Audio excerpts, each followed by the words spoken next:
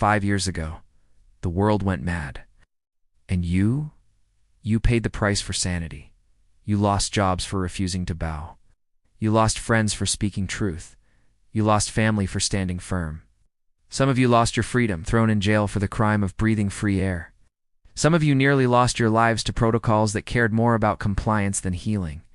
You were SWAT-teamed. You were persecuted. You were called enemies of the state for being patriots of the Republic. But here's what they didn't count on. Here's what they never understood. You didn't break. When they took everything else, you found each other. When they shut down the world, you kept the light burning. When they tried to silence you, you found your voice. And when they tried to crush your spirit, you found docs, and for 5 years, you've held the line. Not just resisting, but building community in the ruins of what they tried to destroy. You've already proven something that most people will never understand. When history calls, you answer. When freedom needs defenders, you stand. When courage is required, you pay the price. But tonight I'm here to tell you that history is calling again. Not to resist this time. Not to merely survive. History is calling you to build. For over 100 years, docks has been the place where ordinary people do extraordinary things. During Prohibition, when the government tried to legislate morality, docks said no. During World War II, when the world was falling apart, docks became a sanctuary. And during the darkest days we've just lived through, when tyranny wore the mask of public health, docks opened its doors when everyone else locked theirs. But here's what gives me chills every single time I think about it. When Jim and his family bought this place, they planned to flip it for profit. They never intended to run a tavern. But the moment the lockdowns hit, something deeper took over. Something that had been living in those walls for generations whispered to them, "This is your moment. This is your test. This is your call." And they answered. They acted in the spirit that had defined this place for 150 years. That's not coincidence. That's not accident. That's sacred ground calling to sacred purpose. And every single one of you who walked through those doors during the darkness, you heard that same call. You felt it in your bones. You knew somehow that this wasn't just a bar. This was a beacon. This was a fortress. This was the place where fear comes to die and freedom is reborn. Now we're going to make that visible. We're going to transform docks into docks constitutional, not just a place that embodies American values, but the template for how America finds its way back to itself. Picture this with me. You walk through those doors, and immediately you know you're standing on sacred ground. The walls tell the story 150 years of American courage.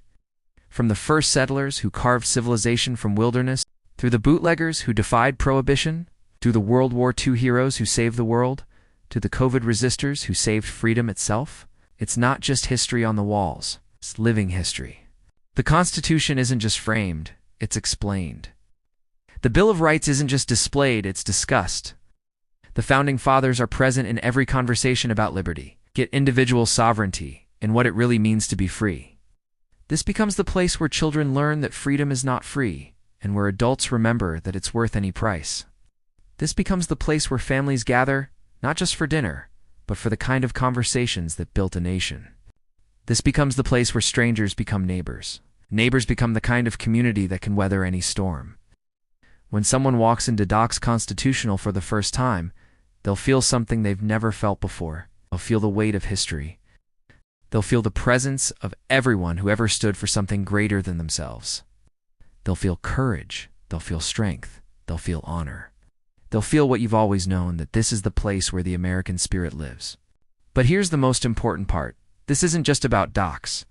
This is about creating the template, the blueprint, the example of how communities across America can rebuild the bonds that made us strong, how families can reconnect, how neighbors can become family, how Americans can remember what it means to be free. What we build here, others will build there. Each unique to their place and people, but connected by shared purpose. Like the Underground Railroad had safe houses, like the early church had house churches, spreading across the country like points of light in the darkness, Docks Constitutional isn't just a renovation project. It's the beginning of the American Renaissance. Now, you might be thinking this sounds incredible, but what can I actually do? I'm just one person. How do I help build something this big?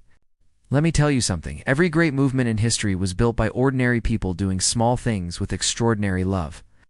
And what we're asking from you isn't much, but what we're building together, that's everything. We need guardians of memory, people who will hunt through thrift stores, estate sales, and family attics for the photographs and artifacts that tell our story. Every old photo of the place, every piece of local history, every artifact that connects us to the courage of those who came before. When you find that perfect piece, that photo from 1943, that newspaper clipping about Prohibition, that piece of memorabilia that makes the story real, you're not just finding decoration, you're rescuing memory. You're ensuring that the stories of courage aren't lost. We need architects of atmosphere, people with an eye for the perfect frame, the right piece of furniture, the kind of touches that transform space into sacred space. When you're browsing that antique store and you find the perfect frame for the Constitution, you're not just shopping. You're crafting the container that will hold our most sacred documents. When you spot that perfect piece that makes the room feel like 1776 and 2025 at the same time, you're building a bridge between past and future. We need stewards of space, people who will roll up their sleeves and help transform these walls into a temple of freedom. Every brush stroke of paint, every careful placement of a photograph, every detail that transforms a dive bar into something sacred. You're not just volunteering. You're participating in the creation of holy ground. Your hands are literally building the space where fear will come to die and freedom will be reborn. We need ambassadors of vision, people who will help spread the word, bring their friends, share the mission. When you tell someone about what we're building, you're not just promoting a business. You're extending an invitation to be part of something eternal. You're giving someone the chance to answer history's call. We need guardians of tradition, people who will participate in the events, the discussions, the celebrations that will make this place alive with purpose. When you show up for Constitution Night, when you bring your family for a civics lesson over dinner, when you engage in the kind of conversations that built America, you're not just attending events, you're breathing life into the vision. Every single task I've mentioned, finding frames, taking photos, painting walls, spreading the word, these aren't chores. These are sacred assignments. Each one connects directly to the larger mission of rebuilding American community, American values, American freedom. When your children ask you someday what you did during the Great Awakening, you won't have to search for an answer. You'll be able to say, I helped build the temple. I was there when fear came to die and freedom was reborn. But let me tell you why this really matters. Let me tell you what this looks like 20 years from now. Your grandchildren are walking through Docks Constitutional with their friends. Maybe they're teenagers, maybe young adults. You're giving them the tour, showing them around this place that has become legendary. And they point to the wall where the original Constitution hangs, the one you helped frame. They point to the photograph of the World War II veterans, the one you rescued from that estate sale. They point to the beautiful craftsmanship, the perfect atmosphere, the sacred feel of the space your hands helped create. They say with pride in their voices, my family built this. When America needed a place where freedom could be reborn, they answered the call. When history asked who would stand, they said we will. When the future was uncertain, they built something real. Stood here. But it goes deeper than that. Your grandchildren won't just be proud of what you built, they'll be shaped by it.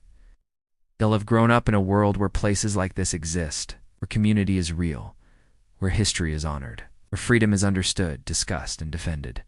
Where the Constitution isn't just a document in a museum, but a living guide for how free people live.